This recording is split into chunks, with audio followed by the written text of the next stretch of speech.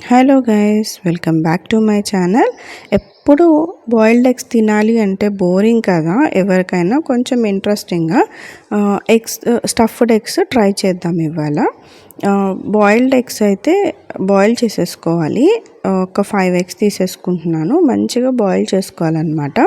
దాని తర్వాత కొంచెం చింతపండు వాటర్లో కొంచెం అంటే కొంచెమే వాటర్ పోసేసి దాన్ని నానబెట్టేసుకోవాలి. ఒక పెద్ద ఆనియన్ నేను పొడుగ్గా కట్ చేసుకున్నాను.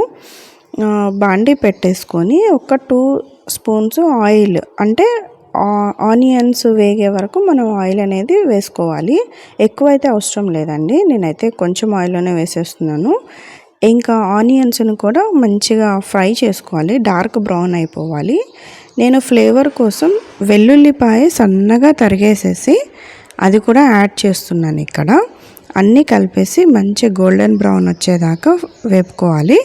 ఈ లోపల చింతపండు గుజ్జులో ఉన్నది చింతపండు తీసేసి గుజ్జుని సపరేట్ చేసేసుకుంటున్నాను. ఈ లోపల బ్రౌన్గా అయిపోయినాయి చూసారు కదా, ఇలా టర్న్ అవ్వగానే తీసేసుకోవాలి.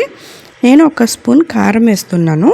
కారం అనేది మీకు ఆప్షన్ అండి, ఎంత కారం తింటే అంత. మేమైతే కొంచెం లైట్గా తింటాము, సో లైట్గా వేసుకుంటున్నాను. అందులో కొంచెం ఆయిల్ అనేది మిక్స్ చేసుకోవాలి. ఆయిల్ కారం మంచిగా మిక్స్ చేసేసుకోవాలండి. ఇంకా నేను చింతపండు జ్యూస్లో నేను సాల్ట్ అనేది యాడ్ చేస్తున్నాను, ఎందుకంటే మంచిగా కలిసిపోతుంది చింతపండు జ్యూస్లో అనేసి.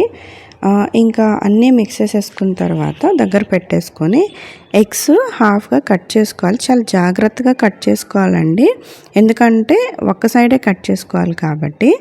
ఇంకా దాంట్లో ఆ ఎగ్స్లో మనము హాఫ్ చేసిన దాంట్లో ఆనియన్స్, చింతపండు జ్యూసు, కారం అనేది నేను పైనుంచి వేసేస్తున్నాను.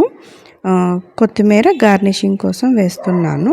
చూడండి, ఎప్పుడూ ఒకేలా కాకుండా ఇలా అప్పుడప్పుడు వెరైటీగా ట్రై చేసుకుంటే చాలా ఇంట్రెస్టింగ్గా ఉంటుంది కదా తినటానికి, అండ్ పిల్లలు అయితే చాలా ఇంట్రెస్టింగ్గా తింటారు. ఎలా అనిపించింది ఒకసారి మీరు కూడా ట్రై చేసి ఎలా వచ్చిందో నాకు కామెంట్ చేయండి. Thank you for watching.